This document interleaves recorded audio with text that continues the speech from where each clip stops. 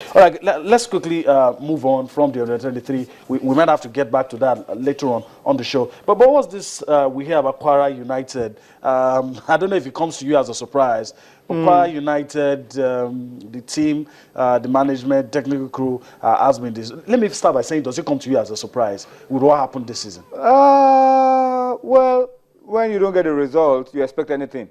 Okay. And that's what has happened. This same management got the team promoted, but then they are down. And I felt that there were a lot more positives than negatives. From Kwara United. Yes, they didn't stay up, they went down. But this season, the Kwara State FA and the Kwara United management, for me, have done a lot of positive things in terms of educating their fans, in terms of the behavior of the expectations from the team. Those are the positives. They lost a lot of games, but the fans appreciated good football that they came out in large numbers.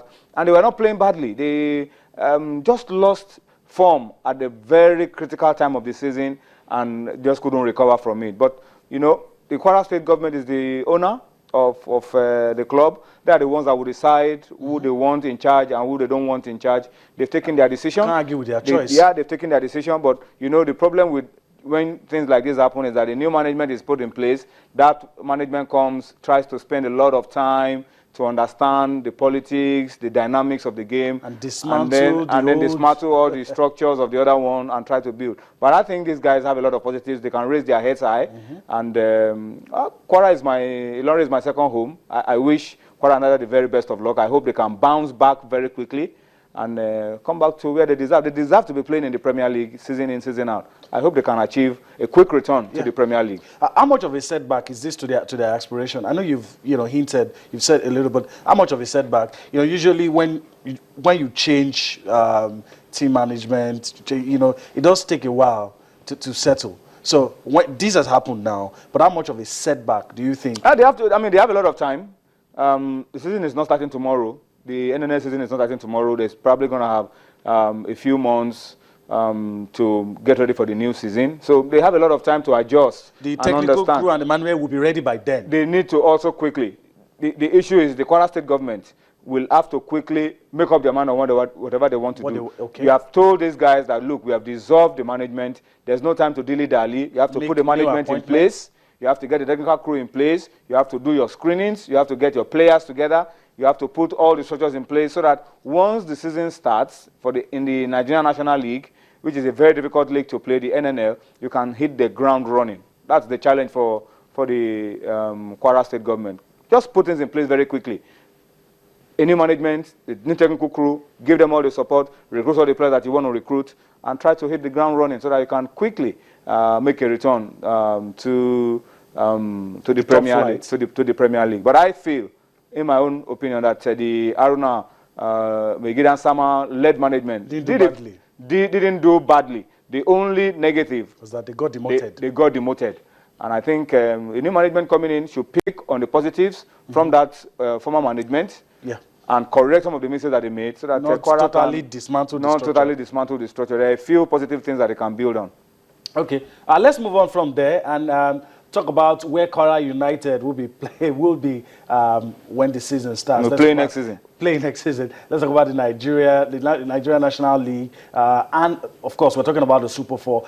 Usually when you mention the Super 4, it's always a curtain raiser for the season, but now for the NNL, it happens to be what heralds the end of the season. So the NNL Super 4, the 4 teams that will be coming up to the top flight are the ones involved.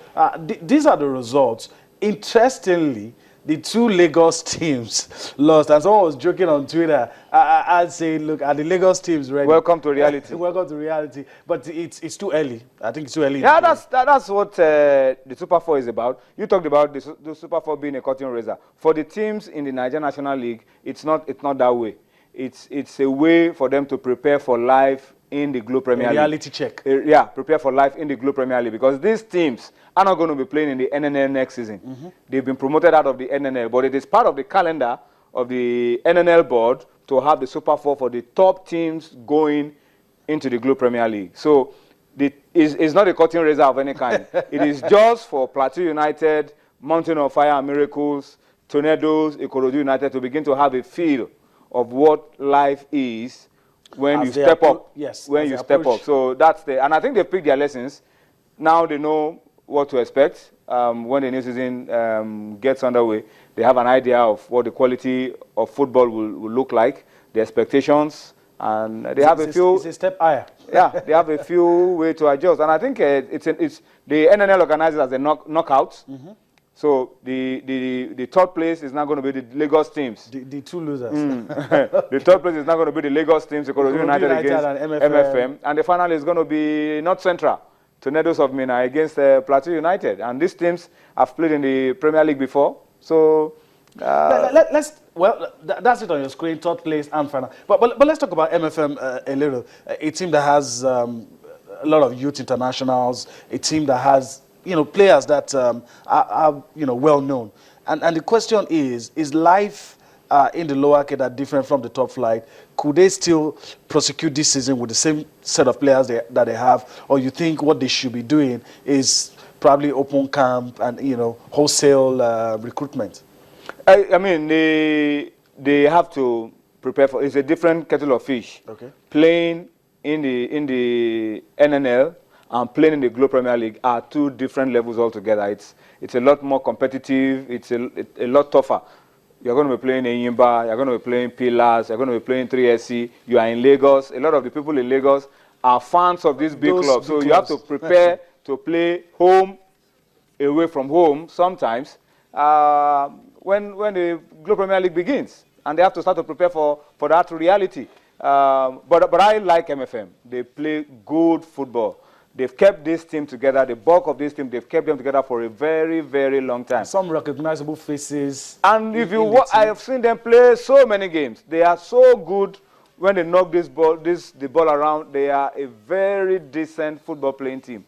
But it's a different kettle of fish altogether. Taraba United that got demoted play some of the best football. Kwara United that got demoted play some of the best football. So apart from being able to pass the ball and understanding yourself the way these MFM guys do, they need a little bit of experience because you're going to be playing a whole lot of games, a lot of big clubs will be coming to town, and you need that temperament. You need to know how you need to get a result against these big teams. So while I encourage that they keep the bulk of the players, the bulk of the boys together, they still need to get experience in key areas. They have to get cool heads, matured heads in key areas to help stabilize the team when it looks like things are falling apart. Because you're going to play against some teams here who will come here and try to beat you. And will probably be leading 2-3-0.